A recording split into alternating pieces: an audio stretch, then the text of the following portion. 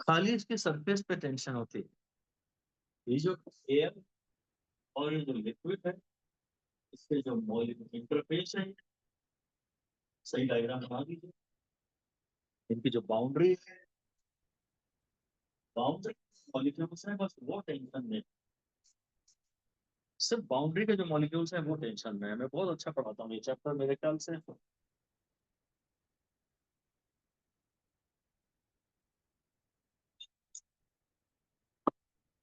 Fluid statics में से सवाल नहीं आते, आर्किमिडीज पे तो बिल्कुल ही नहीं आते, फ्लूइड डायनामिक्स में से भी नहीं आते। थोड़े बहुत विस्कोसिटी में से आते हैं और मेनली सरफेस टेंशन में से आते हैं। पूरे फ्लूइड स्टैटिक्स और फ्लूइड डायनामिक्स, भाई इस साल के सरफेस टेंशन की बात मत करना, मैं चैप्टर ही नहीं पढ़ाऊंगा। डर आ रहा है साला मेरे, बिना इंसान है अंदर से, तो ऊपर से दिखता है वो वीडियो। वैसे इस बारे में इस साल सरफेस टेंशन जो न्यूमेरिकल आया था नीट 25 में, उसके बारे में साल भर कोई बात नहीं करता।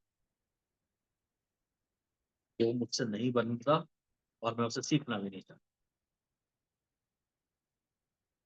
पर आपने भी देखा तो आपको पाप पड़े।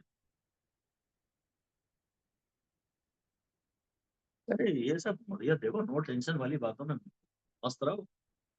हाँ अंदर से ऐसे ही हैं, वो अंदर से ऐसे, हर तरह की टेंशन अंदर घुसी पड़ी। जरा सा छेड़ दो तो आंसू निकल जाते। सबकी कहानी है, किसी एक की थोड़ी। हर आदमी के जिगर में पता नहीं कितनी सारी टेंशन पड़ी पड़ी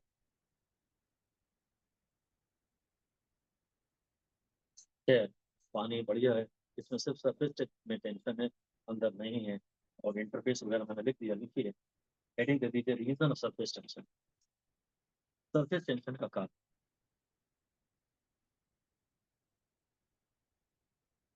लिख दीजिए every molecule in the surface. चलो सरफेस फिल्म करते हैं।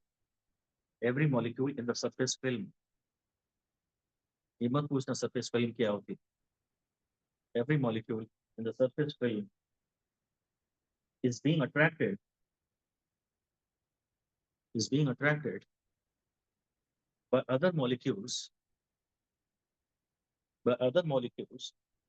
in the same horizontal layer, by other molecules in the same horizontal layer, बस सेम horizontal को आप चाहें तो underline कर लें। Same horizontal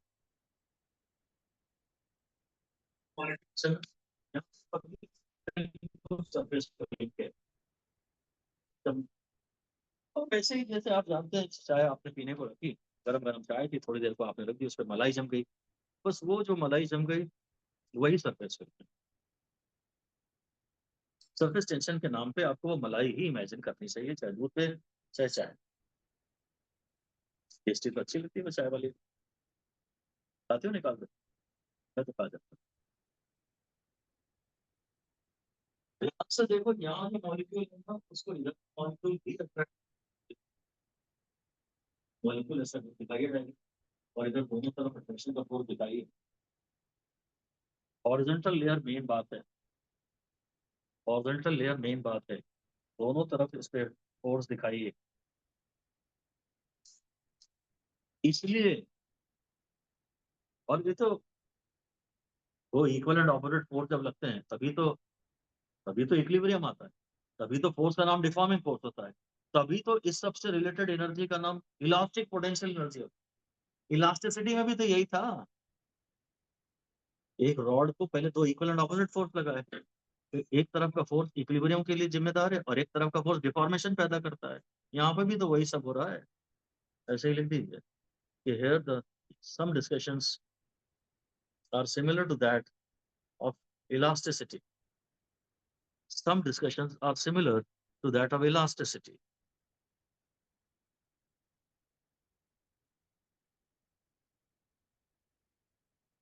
One of these forces may be termed as deforming force.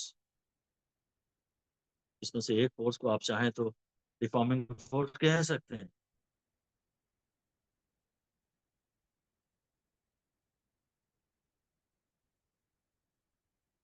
सुनो, अब डिफॉर्मिंग फोर्स भी होगा, रिस्टोरिंग फोर्स भी होगा, तब होगा जो इलास्टिसिटी में होता था। ये जो अंदर के मॉलिक्यूल्स है ना, उनमें तो सब नॉर्मल एनर्जी होती है। बस फिल्म के मॉलिक्यूल्स है ना, जहाँ ये वाला फोर्स लग रहा है, इनमें एक एक्स्ट्रा एनर्जी भी होती है जिसका नाम इलास्टिक पोटेंशियल एनर्जी होता है। लिख दीजिए, दस the molecules on the surface film have an additional energy. Molecules on the surface film have an additional elastic potential energy कह सकते हैं। Molecules on the surface film have an additional elastic potential energy.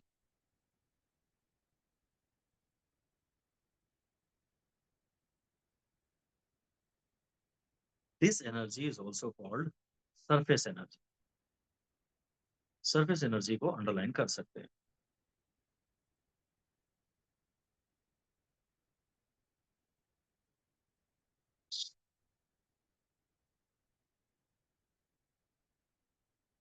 ये जो जो top layer है ना, इसमें जो टॉप लेयर के मॉलिक्यूल, एक मॉलिक्यूल है यहाँ पे, टॉप लेयर के मॉलिक्यूल को अट्रैक्ट करेंगे ना, बस ये जो इक्वल एंड ऑपोजिट फोर्स होते हैं, इनमें से एक तरफ के फोर्स को, जिसको हमने डिफॉर्मिंग फोर्स कह दिया था, एक्चुअली इसे ही फोर्स ऑफ सरफेस टेंशन कहते हैं। तो सरफेस में है ना, अब इधर डिफॉर्मिंग फोर्स नाम पर यूज नहीं करते।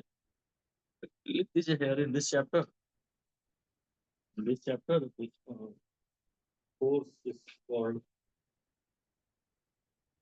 Force is called force of surface tension. इस चैप्टर में फोर्स को बोलते हैं force of surface tension. Of course एक तरफ के फोर्स को, ब्रैकेट में on one of the sides, एक तरफ के फोर्स को, एक तरफ का फोर्स तो इक्विलिब्रियम पैदा करेगा, दूसरी तरफ का फोर्स कुछ करेगा।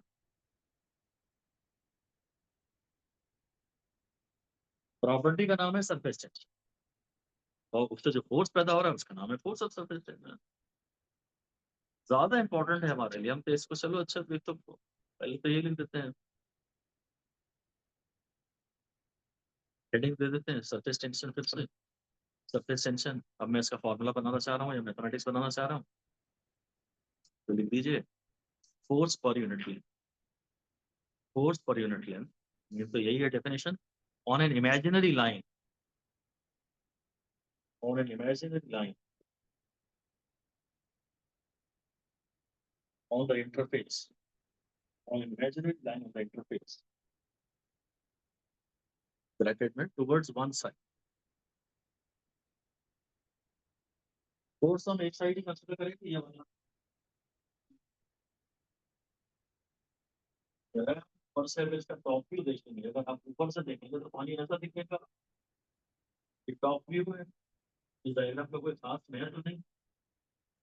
ऊपर से देखेंगे तो पानी ऐसा दिखेगा, यहाँ पे एक इमेजिनरी लाइन नीचे, एक तरफ फोर्स नीचे,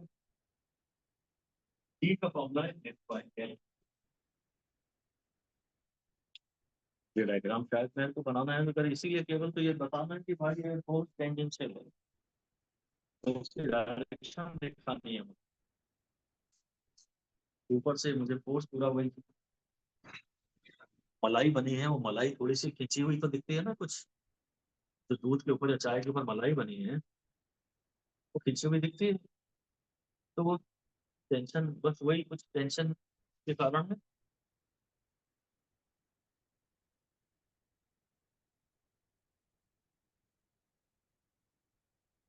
मैं 2025 का क्वेश्चन पूछ भूल ही गया था, और मैं बड़े आराम से लिखवा रहा था कि चैप्टर, इसलिए मुझे याद दिलाया गया कि सर औकात में रहो। मैं लिखवा रहा था इसी चैप्टर, और जाने पहचाने सवाल ना आए तो बस, या प्यार से या गाली दे के आगे जाना है। एक गलत चॉइस, एक गलत चॉइस या एक तुम्हारी किस्मत अगर खराब है, तो तुम्हारे पेपर में वही पहला प्रश्न आया हो। तो अब किस किस किस के पेपर में प्रदर्शन वाला एक क्वेश्चन पहला क्वेश्चन था।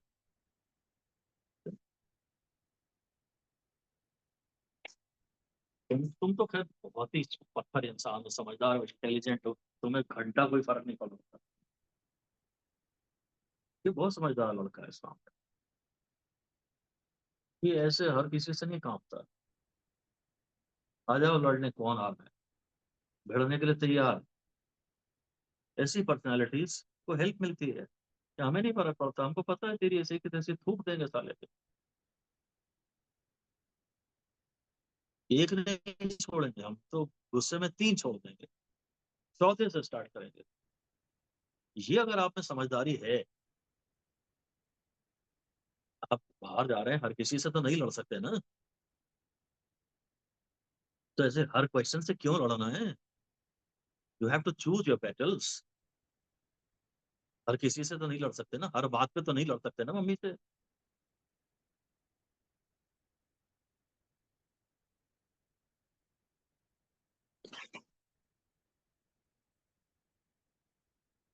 ये सवाल इस इंसान का आ जाए तो अच्छा है, अच्छा है, क्योंकि हमें इसे बिल्ड नहीं करना है, और हमें इसमें प्लस प्लस जीरो मिलेगा। प्लस जीरो बहुत बड़ा स्कोर है, माइनस वन नहीं मिल रहा है, प्लस जीरो है।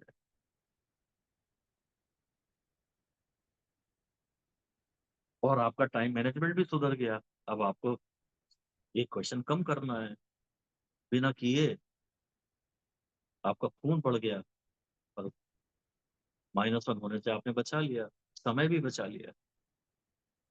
इस तरह से देखोगे तो ही जिंदगी जी पाओगे।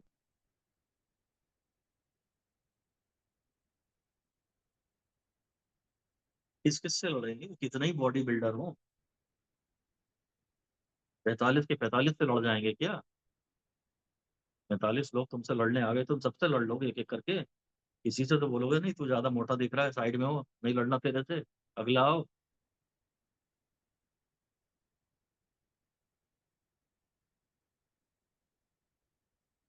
तो आपको पूरी लाइफ अपने बैटल्स चूज करते आने चाहिए। सरफेस टेंशन की डेफिनेशन मैंने इस तरह से दे दी, फोर्स पर यूनिट लेंथ। इसकी यूनिट बता दीजिए। हाँ, न्यूटन पर मीटर, इसकी सीजियस यूनिट बता दीजिए। हाँ, वेरी गुड रिया। इसमें कन्वर्जन फैक्टर बता दीजिए। 1 newton per metre is equal to, 1 newton per metre is equal to, चल भाग, हट, हट। सारे मेमोरी से ऑप्शंस दे रही, अब सही बोल रही है। अरे गलत हुआ कैसे पहले तेरा?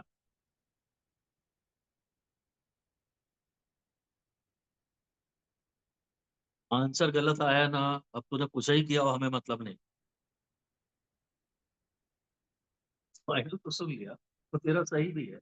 अब देख, जब इसने मेरी, सुनो, सुनो जरा, मैं आर्या को डांट रहा था, जैसे इसने मुझसे ऐसे बोला, आपने फाइनल आंसर सुना, मेरी आवाज एकदम चेंज हो, फिर मैं हंस दिया। नहीं तो मैं इस पे चढ़ के आ रहा था, ऐसे चढ़ना पड़ता है। आपने फाइनल आंसर सुना, कैसे बोला था, फिर से बोल। भाई जो 1 न्यूटन पर मीटर है, न्यूटन को लिखेंगे 10 पर 5 टाइम मीटर, तो 1 न्यूटन पर मीटर में है आपसे टाइम पर सेंटीमीटर। अब उसकी गलती हमारी मान थोड़ी रही है, चढ़ के आ रही है मेरे ऊपर। फाइनल आंसर इसने सही दिया, पर 3 बार इसने पहले अर्जित के कान में बोला था 100, 100, 100। 2 बार। कितनी बार? 2 बार। अब इसमें तो 100 कहीं भी नहीं आ रहा ना। वो कह रही है आपको फाइनल स्टेप के लिए रुकना चाहिए था मेरे। और यही तरीका सही है, अपने साथ भी यही तरीका अपनाओ, अपने ऊपर भी चढ़ो, अपनी गलतियों को भी छुपाओ, मत मानो। अगर उनसे कॉन्फिडेंस कम हो रहा है तो ये रिलेशन हमने तो वैसे भी आपको पढ़ाया था कि न्यूटन के सामने फाइव आता है टाइम में। एक बार मीटर वाली बात कर दो तो 2 जीरो कम हो जाते हैं। एक और बात कर दो तो पढ़ाया था, और 2 जीरो कम हो जाते हैं। बेस्ट तो यही है कि एकदम बेसिक सही करो, नहीं तो कम से कम ये पूरी सीरीज बोलोगे तो भी तो गलती से बच जाओगे। न्यूटन के सामने इसका फाइव डालना मत। अगर एक बार मीटर से डिवाइड करोगे तो 1000 आएगा, एक और बार मीटर से डिवाइड करोगे तो और 2 जीरो कम हो जाएगा। एक बार नीचे मीटर आता है तो 2 जीरो कम हो जाए। ये गलती से भी गलत नहीं होना चाहिए। फालतू के आंख दिखाती है मेरे को, गलती खुद की है।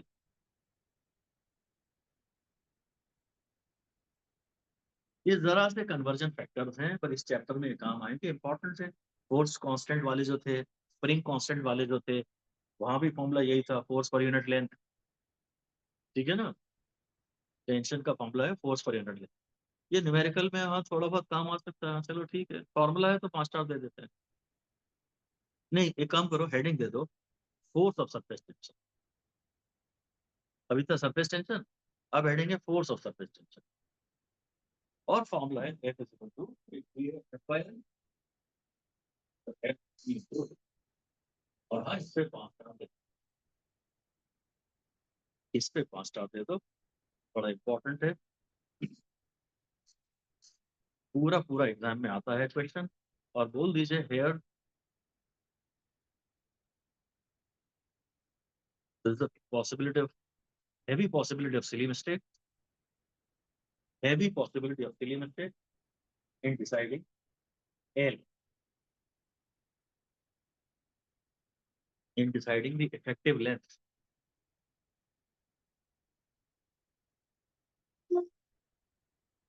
effective length decide करने में silly mistake की strong possibility है। तो हेडिंग दे दो effective length,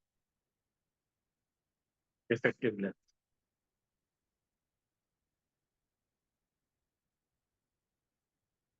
और इसमें बोल दीजिए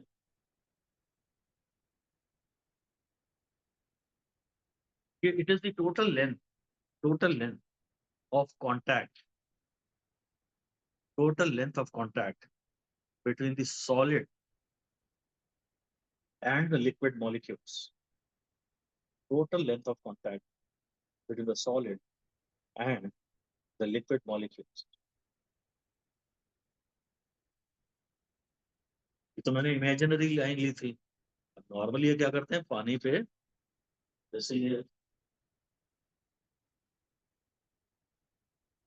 जो इफेक्टिव लेंथ होती है ना, अगर ये चीज मैंने पानी पे रखी है ना, अगर ये पानी पे रखी है, तो पानी की कांटेक्ट यहाँ भी है और यहाँ भी है। तो इफेक्टिव लेंथ में एक्चुअली ये भी आएगा और ये भी आएगा। अगर एक वायर की लेंथ है, तो इफेक्टिव लेंथ जिस पे सरफेस टेंशन के फोर्स काम करते हैं वो 2 है। ऐसे ही, if length of wire is L, if length of a wire is L, then the effective length, या the total length over which the force of surface tension acts, over which the force of surface tension acts is 2L, is 2L। तो लिख दीजिए conclusion, conclusion number 1, और 5 star दे दीजिए। For structures made of thin wires,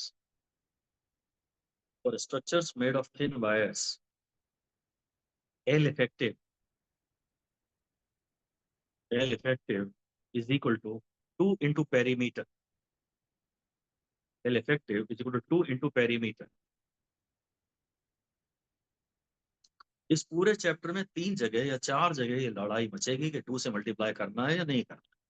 तो structure अगर wire thin wire का बना है तो उसमें तो हमेशा 2 से मल्टीप्लाई करना है, हमने रूल बना लिया। अगर वायर का नाम आ गया तो हमेशा 2 से मल्टीप्लाई करेंगे ही करेंगे।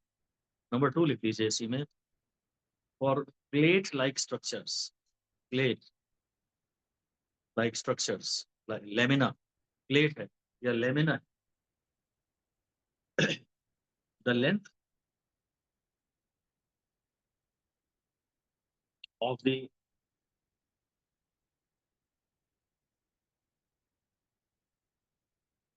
बस effective length is equal to perimeter लिख देते हैं, खत्म। Effective length is equal to perimeter, ये क्वेश्चन बना दीजिए आप, ये क्वेश्चन बना दीजिए। ये पानी पर वायर फ्रेम है, चलिए कीजिए जैसे वायर फ्रेम, वायर फ्रेम है kept on water. Wire frame में पानी पे रखा है, इस फोर्स ऑफ सरफेस टेंशन। ये वायर फ्रेम है, लेंथ मैंने आपको इसकी एल दिखाई है।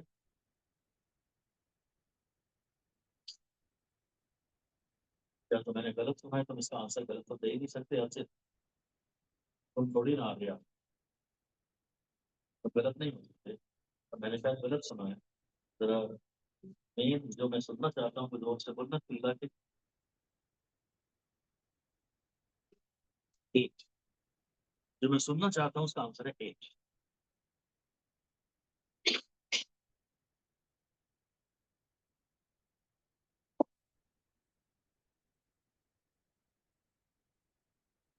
आप कितना ही केमिस्ट्री और बायो पे फोकस कर रहे हो, पर अगर आप क्लास में बैठे हो तो यहाँ आपके एटलीस्ट 50% आंसर तो सही आने चाहिए। बहुत कम तो मैं पूछता हूँ। इसका जो पेरीमीटर है वो है 4। अब हमको करना है 2 into पेरीमीटर। पेरीमीटर इज 4 है, effective length for this chapter is 8 है। पेरीमीटर है इसका 4 है, पेरीमीटर है 4 है, जो इफेक्टिव लेंथ है वो है 8 है। फोर्स ऑफ सरफेस टेंशन है वो है T/8 है। इतना सा सवाल पेपर में आता है। और हाँ, ठीक सोनाली ने ये पॉइंट रेस किया कि टू की गलती कोई भी कर सकता है, अगर अर्जित कर सकता है तो कोई भी कर सकता है। अब तुमने पूछा ही किया होगा हो पहले, हमें मतलब नहीं। हमने तुमने आंसर में तुमने हमने फाइनल आंसर का अब की बार इंतजार किया, क्योंकि हम एक बार डांट खा चुके थे।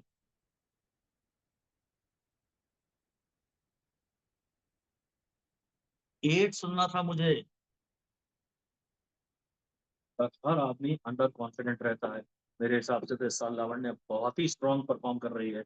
और उसने बताया कि डर के मारे उसका फोकस नहीं लगता। तुम लावण्य मेरे हिसाब से सेफ लिमिट के ऊपर हो, मत डरा कर, हमारा सिलेक्शन पक्का हो जाएगा। अब दुख की बात, दिक्कत की बात यह है कि मैंने अब लावण्य को कह दिया ना, तो बाकी लोग कहेंगे हमारा नाम नहीं लिया सर। तो उनको कुछ ना कुछ पालना है अपने साथ, और बुरा फील करना। मतलब मैं सब पुराने एक्सपीरियंस से कह रहा हूँ। एक बार मैंने 7 8 8 10 नाम ले लिए थे। एक लड़के का नाम नहीं लिया, 10 मिनट बाद उसकी मम्मी का फोन आ गया, पेपर हो रही है। या पढ़ने, हमारे पढ़ने का फायदा ही क्या, सबने हमारा नाम ही नहीं लिया।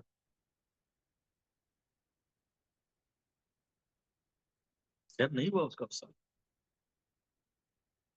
ड्रॉप लिया, फिर CMC भोपाल हो गया।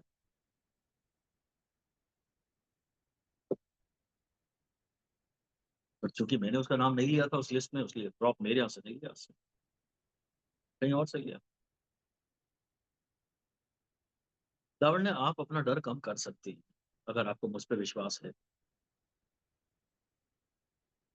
फोकस बढ़ाना है चाहे जिस तरह से। और ये तो कोई बात ही नहीं हुई कि डर के मारे हमारा फोकस नहीं लगता और नेगेटिव लूप में जाते जा रहे हैं। खैर, हमने याद कर लिया आज से इस चैप्टर में अगर स्ट्रक्चर वायर का बना तो जितनी लेंथ हम नाप पा रहे हैं उसकी, उसको 2 से जरूर मल्टीप्लाई करेंगे, क्योंकि अंदर में यहाँ पे भी मॉलिक्यूल्स हैं, सॉलिड और लिक्विड के यहाँ मॉलिक्यूल्स हैं। उन पे जो बाउंड्री के, और इधर भी फोर्स है कुछ, जो इंटरमॉलिक्यूलर फोर्स होता है, इधर भी फोर्स है। इसमें इधर भी फोर्स होता है और इधर भी फोर्स होता है। इसलिए हम जो भी लेंथ हमें दिख रही है, हम हमेशा उसका 2 लें, हमेशा। तो कोई प्रॉब्लम बची ही नहीं हमेशा। इस टाइप के सवाल में आपको कभी प्रॉब्लम आएगी ही नहीं। अगला क्वेश्चन लिखिए। टोटल रिंग रख दी, रिंग का डायमीटर डी, रिंग का डायमीटर डी। इस पे चलो आर्यन से ही पूछते हैं, बहुत गुस्सा दिखाती है। नहीं, तनीषा से भी होती है, तनीषा से पूछते हैं। तनीषा, इस पे सरफेस टेंशन के फोर्स का फॉर्मूला बताओ। डिस्क पे, ये डिस्क, ये नेट्स किया ना अंदर, ये तो पानी दिखा है। इधर पानी दिखाए, यहाँ अंदर तो पानी है नहीं। बोला बाबा, डिस्क बोला मैंने, रिंग बोला था क्या पहले? Sorry, I am very sorry. Disk ले लीजिए प्लीज, डिस्क ले लीजिए। अब फाइनली डिस्क को करूंगा मैं। और हाँ, हाँ, इसका इसका इसका अ, जो पेरीमीटर, जो कि सरकमफेरेंस होता है, 2 पाई आर है, जैसे कि हम पाई डी कहते हैं। टी इंटू इफेक्टिव लेंथ करनी है, और इफेक्टिव लेंथ हम खाली पेरीमीटर के बराबर लें, क्योंकि ये प्लेट से बनी है, ये डिस्क है, ये वायर से नहीं बनी है। फिर वायर से तो अंदर भी पानी बाहर भी पानी, तो फिर 2 से मल्टीप्लाई करते हैं। इसमें तो बाहर ही बाहर पानी है केवल, एक ही जो लेंथ ऑफ कॉन्टैक्ट है, बस उसी में फोर्स ऑफ सरफेस टेंशन काम कर रहा है। तो ये एक मैथमेटिक्स हमारी पढ़ी, इसमें तो वैसे तुम्हें टू की प्रॉब्लम आती भी नहीं होगी। जो स्ट्रक्चर वायर के बने हैं, पतली सुई टाइप के हैं, उसमें लेंथ एल नहीं, हमेशा 2 से मल्टीप्लाई करते हैं, हमेशा। कोई एक्सेप्शन नहीं है इसमें, कभी किसी को दिक्कत नहीं आती। कोई हो जाता है पेपर हॉल में अचानक रिंग और डिस्क, कुछ गलतियां की संभावना 100% हमेशा बनी रहेगी, चाहे कोई भी रिंग है कि डिस्क है, ये गलतियां बनी रहेंगी। तो ये सवाल तो अब किसी भी रूप में आए, लेंदी सवाल तो नहीं होगा। एक ही काम करना पड़ सकता है कि वो T न्यूटन पर मीटर में दे दें और सारी कैलकुलेशन सीजीएस में करवा लें। एक कन्वर्जन लगता है 1 न्यूटन पर मीटर, अब की बार होता है 1000। 1 न्यूटन पर मीटर स्क्वायर वाला होता था 10, विस्कोसिटी वाले चैप्टर में कन्वर्जन फैक्टर था 10, सरफेस टेंशन वाले चैप्टर में कंफ्यूजन कन्वर्जन फैक्टर है 1000। और राइट, हेडिंग दे दीजिए direction of force of surface tension, direction of force of surface tension.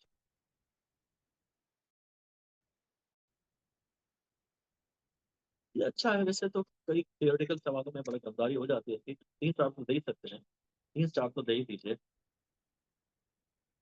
इसमें प्रॉब्लम बनी रहेगी, टू की प्रॉब्लम नहीं बनी रहेगी, शायद कभी भी नहीं बनी रहेगी। तो आएगा कि नहीं आएगा, मेरे ख्याल से 99% सवालों में आपको डाउट नहीं है। पर डायरेक्शन ऑफ फोर्स और सरफेस टेंशन में थ्योरी ज्यादा है, इसमें डाउट बना रहेगा, फॉर्चुनेटली इंपॉर्टेंट भी नहीं। बात इतनी सी लिख लीजिए, it is tangential to the liquid surface, tangential to the liquid surface,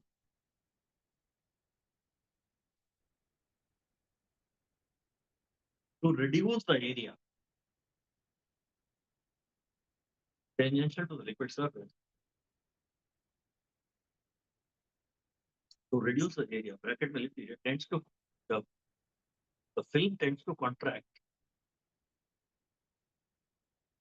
film tends to contract को अच्छे से, बल्कि तो 5 स्टार दे दीजिए, कॉन्ट्रैक्ट वाली बात है।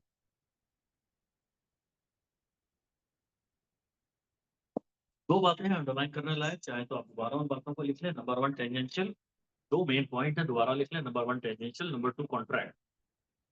तो दो कीवर्ड्स हैं, एक तो ये फोर्स टेंजेंशियल होता है, और दूसरे लिक्विड जो फिल्म है वो कॉन्ट्रैक्ट होना था। ये धीरे धीरे क्लियर होगा।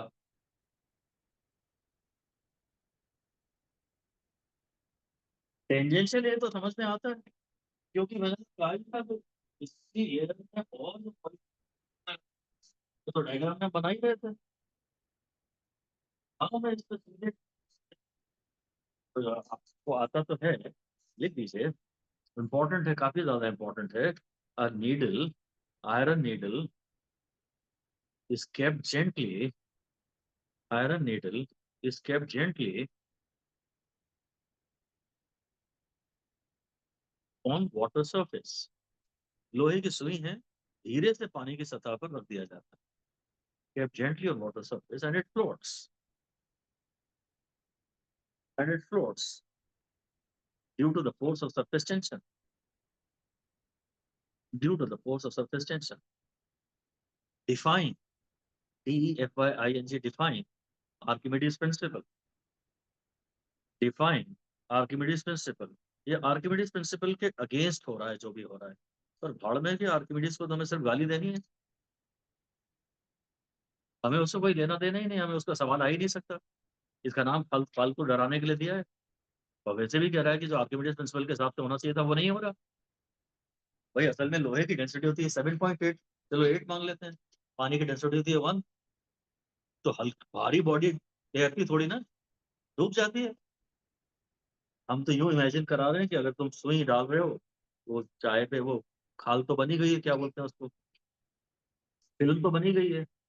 अगर तुम उसको छेदते हुए नीडल डाल रहे हो तो डूब जाएगी।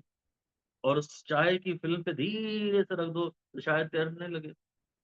वही होता है, तैर तो रही है ऐसा उसने बोला है। और फिर कह भी रहा है, आगे कह रहा right the condition of equilibrium. वो कह रहा right the condition of equilibrium. अगर वो कह रहा है right the condition of equilibrium, तो तुम ये मत कहना कि ये साला हो कैसे रहा है। कई बार हम ऐसे फंस जाते हैं ना कि ये हो ही कैसे सकता है। तो तुम होते कौन हो गए ये पूछने वाले के, हो कैसे सकता है। उसने कह दिया कि इक्विलिब्रियम की कंडीशन लिखो, मतलब इक्विलिब्रियम तो है। और इक्विलिब्रियम तो कीवर्ड है। इक्विलिब्रियम के नाम से हमें पता है क्या करना रहता है। क्या करना रहता है, mg को इस चैप्टर के फोर्स से इक्वेट कर दो, लिखो। और इक्विलिब्रियम 5 स्टार दे दो, equate mg to the force of this chapter, equate mg to the force of this chapter. यहाँ बातें, नीडल की लेंथ एल है, नीडल की लेंथ एल है, तो इसकी इक्वेशन कौन बताएगा, हाथ खड़ा करो। नीडल की लेंथ एल है, लावण्य ने हाथ खड़ा किया। मैं नहीं पूछूंगा, सोनाली से भी नहीं पूछूंगा, निमय से भी नहीं पूछूंगा। इनके अलावा देखते हैं कौन सिलेक्शन के करीब।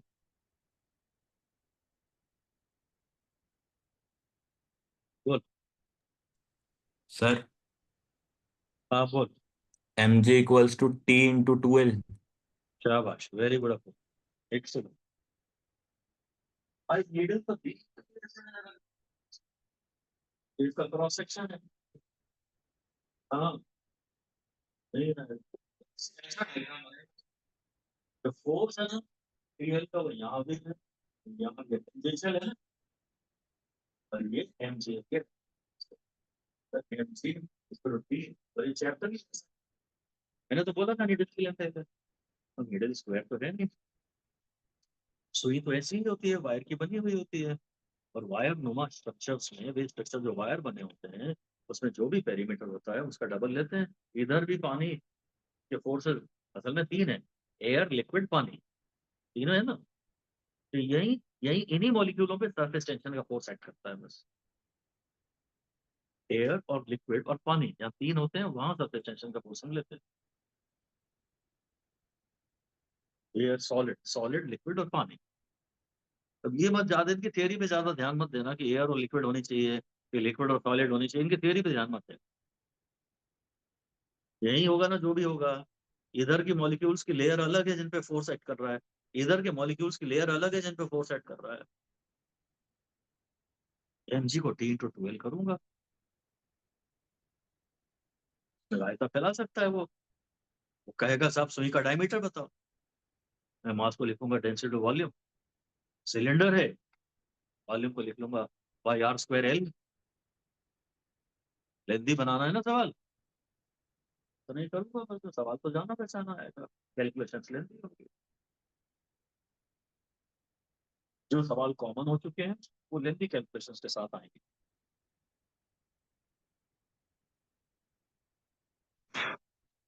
Equilibrium is the keyword. Forces equate तो करूंगा, एनजी को इस चैप्टर के फोर्स से इक्वेट करूंगा। यहाँ फोर्स कौन सा लेना है वो थोड़ा ज्यादा फोकस करेंगे।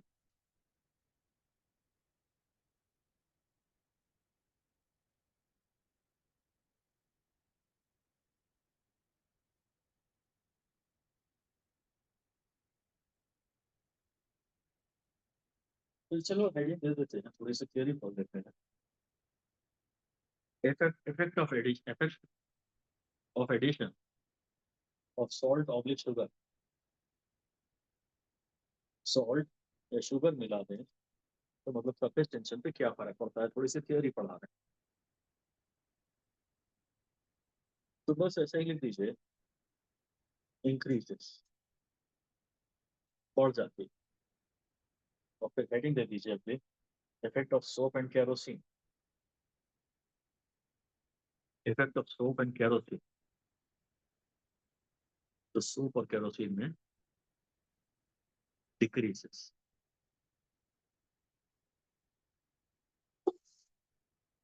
पहली वाली हेडिंग को हम याद रखने का ये तरीका है,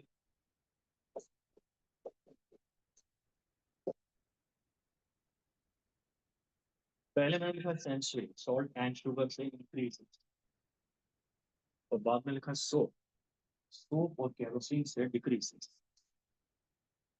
सेंसुरी टीवी को पानी में सोख कर, तो दोनों जवाब मिल जाएंगे। सेंसुई कंपनी को ही पानी में डुबो, सॉल्ट एंड शुगर से इंक्रीज हो जाता है, सोप और केरोसिन से डिक्रीज हो जाता है। लॉजिक भी आराम से बड़े अच्छे से आपको इसकी समझ में आ जाएगी, पर लॉजिक से ज्यादा इंपॉर्टेंट है सही होना। भाई अगर सॉल्ट और शुगर मिला दें तो ये इम्प्योरिटीज हाईली सॉल्युबल होती हैं। तो क्योंकि ये हाईली सॉल्युबल होती हैं, इसलिए जो सरफेस फिल लेयर है वहाँ मॉलिक्यूल्स की डेंसिटी बढ़ जाती है। इंट्रा मॉलिक्यूलर स्पेस में भी शुगर के मॉलिक्यूल घुस जाते हैं, तो टोटल मॉलिक्यूल तो बढ़ गए ना, तो किसी एक मॉलिक्यूल पे नेट अट्रैक्टिव फोर्स बढ़ जाएगा। ये सारी प्रॉपर्टीज सॉलिड्स और लिक्विड्स की सारी प्रॉपर्टीज हैं तो इंटरमॉलिक्यूलर फोर्सेस के कारण ही। जहाँ चैप्टर बिगिन किया था वहीं मुझे लिखवा देना चाहिए था, वहीं लिख दीजिए, this property is also due to intermolecular force. Elasticity से लेके आज तक जो भी पढ़ा है इन सब का कारण इंटरमॉलिक्यूलर फोर्सेस ही है। This property is due to intermolecular forces.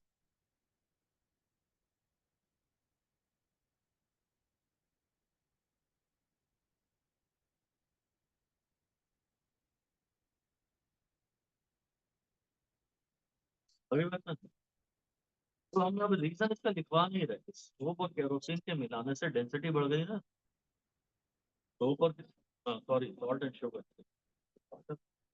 Good, salt and sugar से डेंसिटी बढ़ गई, कुछ मॉलिक्यूल टॉप लेयर में आ गए, तो अट्रैक्टिव फोर्स नेट वाला तो बढ़ ही गया, चाहे ऐसे हो चाहे कोई ऐसे हो, तो बस सरफेस टेंशन बढ़ गई। और सोप और केरोसिन की दे आर स्पेयरिंगली सॉल्युबल। अगर मैंने सोप मिला दिया तो जो टॉप फिल्म है वो तो साबुन की फिल्म, चलो केरोसिन मिला दिया तो जो टॉप फिल्म है वो तो केरोसिन की फिल्म है ना, वाटर की तो है ही नहीं ना। और प्रॉपर्टी तो ये पूरी इंटरफेस की है ना, केवल सरफेस के मॉलिक्यूल्स की है ना। अगर मैंने केरोसिन मिला दिया तो जो एयर और लिक्विड की बाउंड्री है वो एयर और वाटर की थोड़ी ना रह गई, वो तो एयर और केरोसिन की रह गई। उसकी तो डेंसिटी कम होती है, जब डेंसिटी कम होती है तो सेम हॉरिजॉन्टल लेयर के कम मॉलिक्यूल खींचेंगे ना, सेम हॉरिजॉन्टल लेयर में नंबर ऑफ मॉलिक्यूल्स कम हो गए, तो अट्रैक्शन कम हो गया, सरफेस टेंशन कम हो गई। हमें इस लॉजिक हम नहीं लिखवाया मैंने कुछ भी, क्योंकि मुझे सेंसुई और सोच से ही सारा ले, थ्योरी से सारा नहीं ले, है ना। बस मैं तो यही करा रहा हूँ। अब हेडिंग दे दीजिए, सरफेस एनर्जी। अब पूरे और काम की बात पे आ रहे हैं, लंबा चैप्टर है पर बड़ा मजेदार चैप्टर है, जरूर इसको अच्छे से पढ़ना चाहिए। थर्मोडायनेमिक्स से तो अच्छा ही है, शायद एसएचएम और वेव से तो अच्छा ही है। मुझे नहीं पता आपको कौन ये वाले चैप्टर कैसे लगते हैं, पर इन जनरल लोगों को थर्मोडायनेमिक्स पसंद नहीं आता, एसएचएम और वेव्स में से कुछ भी पसंद नहीं आता। उनकी तुलना में तो सरफेस टेंशन अच्छा ही चैप्टर है,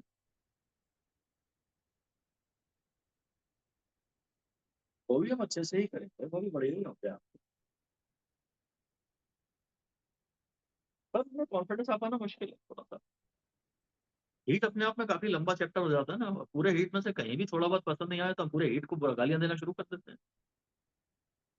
हाँ, पूरी थर्मल प्रॉपर्टीज में से कहीं भी एक आध चैप्टर आधा पोर्शन वीक हुआ तो हम तो सीधे ही, मैं तो बड़ी जल्दी पड़ी रहती है ये कहने के ये तो पूरा आदमी ही बेकार है।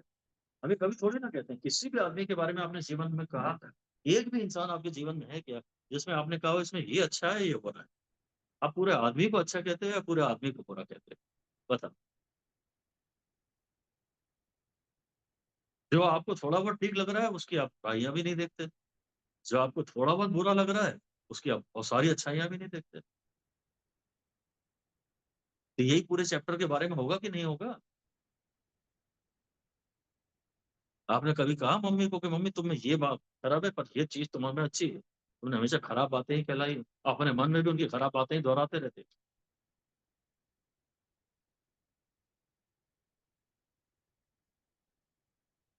सिर्फ खराबियां दिखती हैं कभी कभी। हीट के चैप्टर में अगर थोड़ा सा भी पोर्शन खराब हो गया ना, तो आप ये नहीं बोलोगे कि हीट में ये थर्मल कंडक्शन में मेरे को दिक्कत है। धीरे धीरे आप बोलोगे पूरी थर्मल प्रॉपर्टीज ही बेकार। इसलिए इस किसी भी चीज को बेकार बोलने से थोड़ा के पहले थोड़ा रेजिस्ट करना। सब्जेक्ट मैटर में करना तो है ही यार, तो बेकार बोल के क्या फायदा? जितना तुम बेकार बोलोगे उतना तुम्हें इसे वापस जीरो तक लाने में और मेहनत करनी पड़ेगी। तो बेकार मत बोलो, करना तो है ही। ये बोल सकते हो कि अभी नहीं समझ में आ रहा, थोड़ी और मेहनत करेंगे हो जाएगा शायद। आप अपने आप से क्या बोलते हो, सारा खेल उसी का है। कुछ ना बोलो या पॉजिटिव बोलो। जब कुछ नहीं समझ में आ रहा, डांस करना उससे शुरू कर दो। अटेंशन डाइवर्ट करो। नेगेटिव बोलने की जब इच्छा हो रही है खुद के बारे में, तो तुम अटेंशन डाइवर्ट कर दो। सरफेस एनर्जी की परिभाषा में दे रहा हूँ, लिख दीजिए। वही extra energy in the molecule, extra energy in the molecule जिनको हम पहले नाम दे चुके हैं। ब्रैकेट में आप उसे ईपीई लिख सकते हैं चाहे तो, इलास्टिक पोटेंशियल एनर्जी।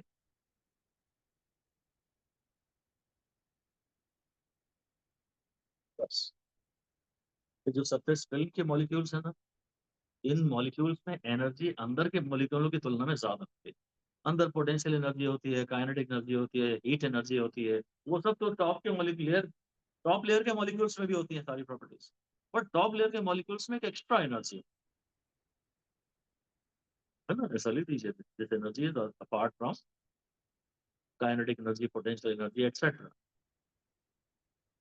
वो सब जो नॉर्मल एनर्जीज होती थी, या टेम्परेचर एनर्जी, टेम्परेचर के कारण जो एनर्जी होती है, उन सब से हटके। और इस तो फालतू की थियोरी है, इसका कोई मीनिंग नहीं। अंदर के मॉलिक्यूल्स में एनर्जी नहीं है और वो फ्री मॉलिक्यूल्स है। और बाहर सरफेस के मॉलिक्यूल्स बाउंड्री बना रहे हैं ना, ये तो फ्रंट है ना। जैसे ऑप्टिक्स में पता है वेव फ्रंट, तो बोल सकते हैं लिक्विड फ्रंट नहीं, ये वॉर फ्रंट है। ये तो मॉलिक्यूल्स वॉर में, ये मॉलिक्यूल वॉर में है इसके साथ।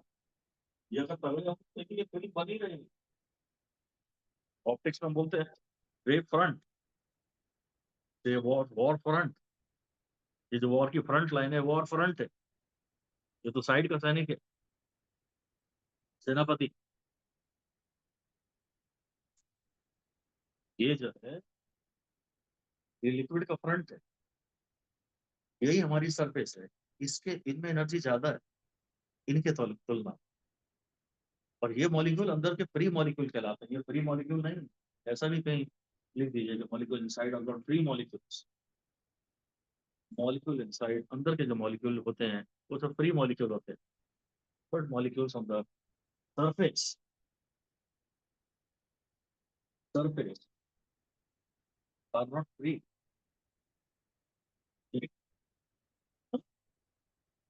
ये फ्री होता है।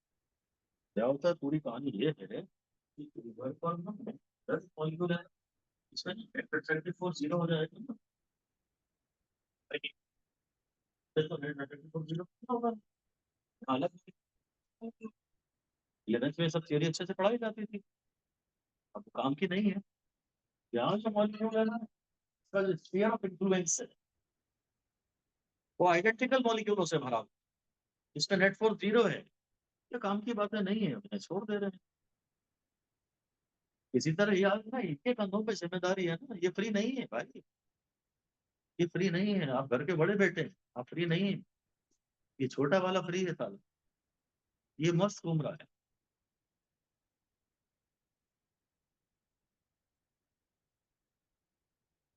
इसके कंधों पे जिम्मेदारी है। आगे लिख लीजिए। every system tends to minimize its potential energy.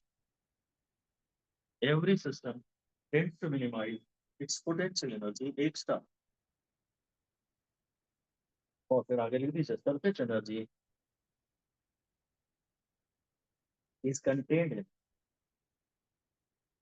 surface energy is contained in surface film.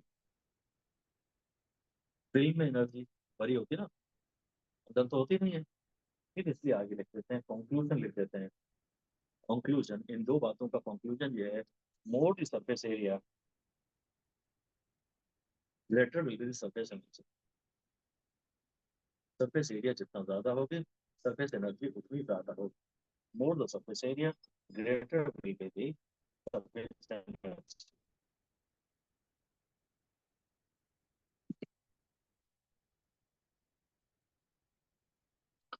इसीलिए हम ये कहेंगे कि जो कभी भी कोई भी लिक्विड फिल्म है, वो फिल्म हमेशा भाई सरफेस एनर्जी मिनिमाइज करना है, और एनर्जी रहती है एरिया में, एरिया मिनिमाइज करो ना। और एरिया मिनिमाइज करना है, इसलिए हम ये बोलते हैं कि film always tends to contract. लिख दीजिए, to reduce the surface area a film always tends to contract.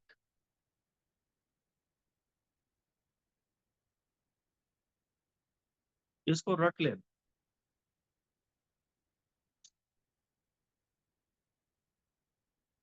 इसको चैलेंज मत करना। तो चैलेंज किया तो आप ही का कॉन्फिडेंस कम हो जाएगा। आप अब यहाँ इमेजिन करते हो, बोलते हैं चाय की लेयर, चाय के ऊपर फिल्म, और आप कहते हो साली कहाँ कॉन्ट्रैक्ट होने की कोशिश कर रही है, वो तो सिर्फ हेल्प बोल रही है। कुछ तो भी आप सोचते हो, वो बात आपकी लॉजिक सही है, और उससे तो आप ही का कॉन्फिडेंस कम हो जाएगा। लॉजिक आपकी सही है, पर हम लॉजिक को बढ़ा के क्या करें? हमारी सोच भी तो ज्यादा लंबी नहीं जा सकती ना, हो सकता है हम कुछ मिस कर रहे हैं, हो सकता है कोई और केस हो। वो फिर उससे मत सोचिएगा कि यार ये चाय की पत्ती कॉन्ट्रैक्ट होने की कहाँ कोशिश कर रही है, नहीं तो साला वो तो वहाँ उड़िया बन जाती है, वो तो पूरे पे काय को है। वो मत इमेजिन करो, थियरी है ना, थियरी कभी साफ नहीं निकलता। कॉन्फिडेंस अलग कम कर देती है, इसलिए मिस्टेक अलग करती है।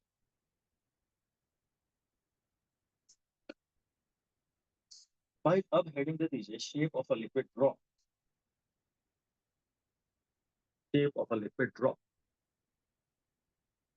बोलिए, it is determined by following two forces.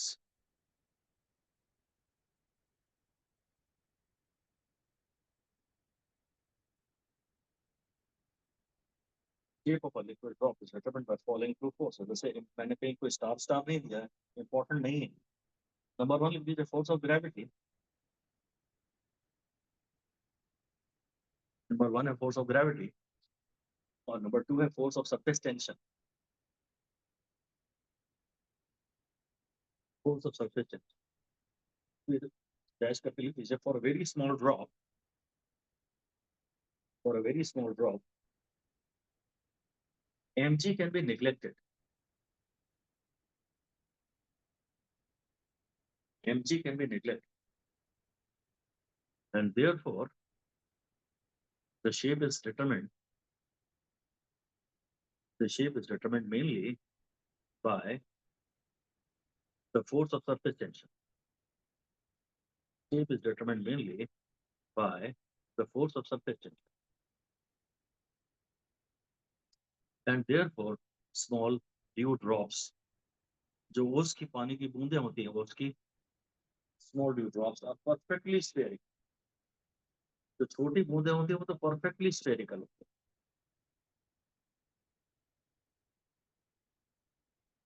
Small dew drops are perfectly spherical, और डैश करके लिख दीजिए, bigger drops becomes flattened, थोड़ी सी बड़ी सी फ्लैट, ऐसा टाइप का। छोटी सी बूंद तो ऐसे परफेक्टली स्फेरिकल, बड़ी बूंद तो फ्लैट, क्योंकि उसका एमजी भी सब्सटेंशियल होता है, उसको अपनी ग्रेविटेशनल पोटेंशियल एनर्जी भी मिनिमाइज करनी है, तो उसको अपना एमजी जीजी नीचे लाना है। तो सब मैं लिखवा नहीं रहा हूँ, कुछ काम करने कुछ भी काम का नहीं करना। तो काम की केवल एक बात ये है, वापस याद दिलाना, मैंने आपको पहले पढ़ा है, एक गिवन वॉल्यूम के लिए surface area dash for sphere.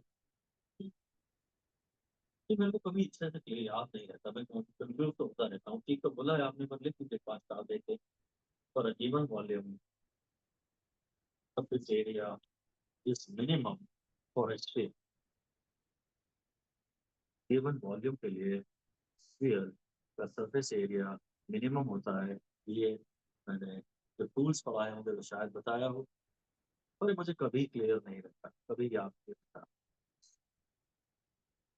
इसकी मैथमेटिक्स तो बड़ी लंबी चौड़ी है, थोड़ी बहुत कौन ही करेगा इसकी मैथमेटिक्स। जब थियरी से याद कराना पड़ेगा, मुझे समझ नहीं आता। मैं पहले बताता था, अगर सेम पेरीमीटर का सर्किल बनाए, सेम पेरीमीटर का सर्किल बनाए, तो उसका एरिया ज्यादा होता है। कि उस जमाने में तुम अच्छे सीरियसली पढ़ती थी, तब तुम्हारी रैंक भी आती थी।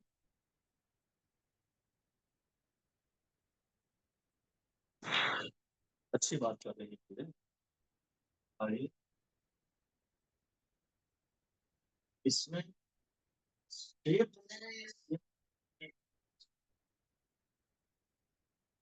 वहां तो मुझे सब शेप ही नहीं देना, तो मैक्सिमम दूरी पे करना है। सेम पेरीमीटर के लिए सर्किल का एरिया सबसे ज्यादा, क्योंकि यहाँ शेप देने में थोड़ा सा एरिया वेस्ट हो गया। कितना पड़ेगा for same perimeter, for same perimeter आगे काम आएगा torque is equal to N I A B में। बोलेंगे एक सेम पेरीमीटर का एक रेक्टेंगल है, बोलेंगे एक सर्किल है, मुझे इस पे टॉर्क ज्यादा है। तो आपको ध्यान रखना पड़ेगा कि सेम पेरीमीटर के लिए सर्किल का एरिया सबसे ज्यादा होता है, because area is wasted in giving it a definite shape। तो शेप देने में तो थोड़ा बहुत तो स्पेस।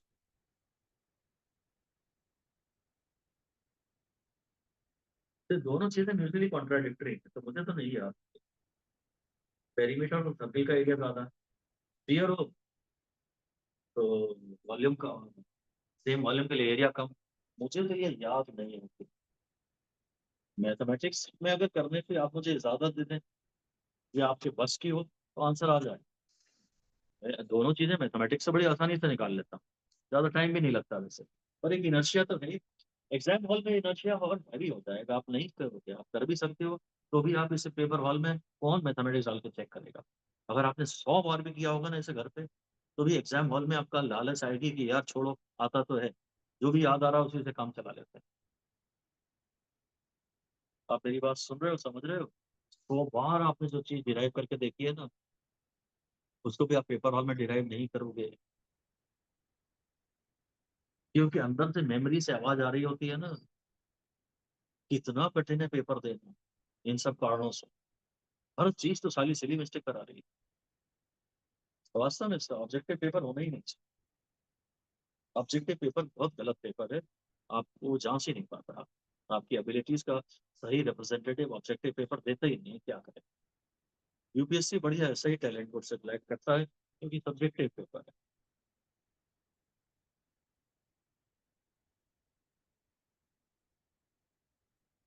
खैर,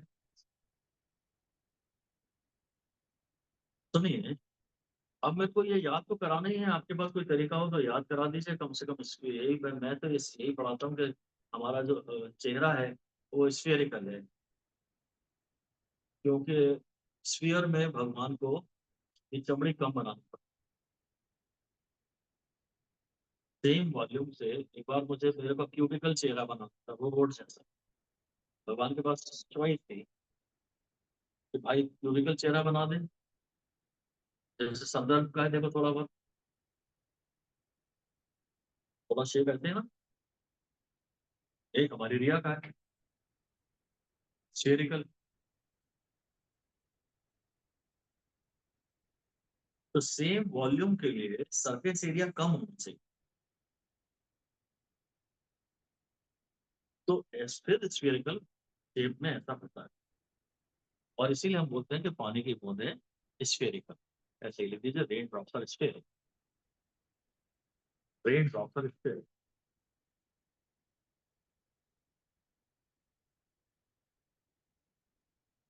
Because for same volume, area per sphere is minimum. Area per sphere is minimum.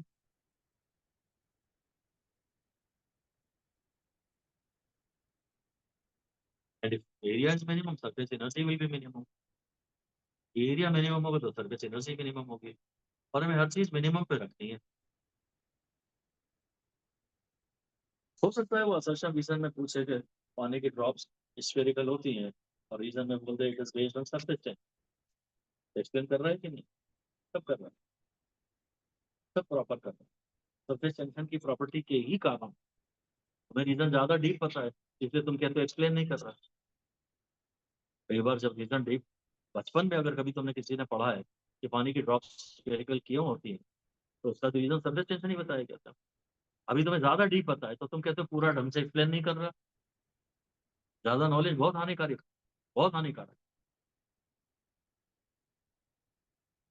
लिख दीजिए a assertion, rain drops are spherical. एक तो तुम यहाँ भी नाटक करोगे, बोलोगे नहीं परफेक्टली स्फेरिकल नहीं होती। Number 2, due to surface tension. Answer लिख दीजिए 1।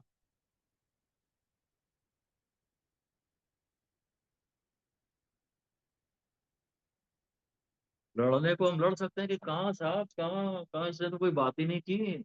इसने कहाँ कहा कि एरिया मिनिमम होना चाहिए? इसने कहाँ कहा कि स्फीयर में सेम वॉल्यूम के लिए एरिया मिनिमम होता है? And you are very logical. इसलिए एआर के सवाल सबसे गंदे सवाल होते हैं, उन्हें तो हमेशा मन मार के आ जाना चाहिए। जब तक दोनों अलग अलग चैप्टर के नाम, अगर अलग अलग चैप्टर के ही हो तो ठीक है, दोनों सही हैं और एक्सप्लेन नहीं कर रहा। अगर सेम सब टॉपिक का डिस्कशन चल रहा है ना, तो हम ये इंफॉर्मेशन यूज करके, ये हिंट यूज करके, और अपनी और जानकारी, आईक्यू नहीं, और जानकारी का उपयोग करके हम ये एक्सप्लेन कर सकते हैं। अगर तो फिर ये वन जाता है। Not only IQ, additional knowledge in this context, if by using that you can prove assertion, then it is properly explained। ये बात आप नहीं मानते। वहां जहां आपके पास ज्यादा नॉलेज होती है, फिर आप कहते हैं ये तो कोई बात ही नहीं है, ये तो एक्सप्लेन नहीं कर रहा, पूरी तो बात ही नहीं की तुमने, कुछ कहा तो है ही नहीं। तो लिख दीजिए, फिर से लिखिए, half cook, half cooked information, और और even a hint, even a related hint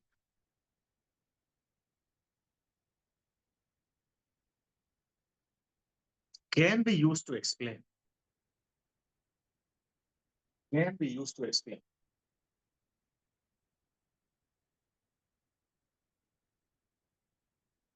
समझ रहे बात को आप? एआर के सवालों में ज्यादातर 1 मार्क के आना, कम से कम फिजिक्स के लिए तो मैं कह सकता हूँ, मुझे बायोलॉजी और केमिस्ट्री के बारे में कुछ नहीं पता। अगर फिजिक्स में आ जाए सवाल और बस वो इतना सा बोल दे, उस चैप्टर से रिलेटेड कोई थियरी ले ले, या उस चैप्टर से रिलेटेड फॉर्मूला ले ले, तो फिर तो कोई दिक्कत ही नहीं है। लिख दीजिए, if there is a related formula, then absolutely no doubt, because maths can explain so many things.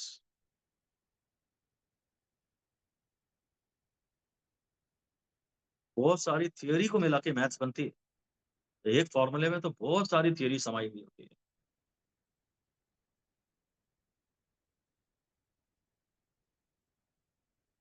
Well, guys, that's all for today. Thank you. Thank you sir.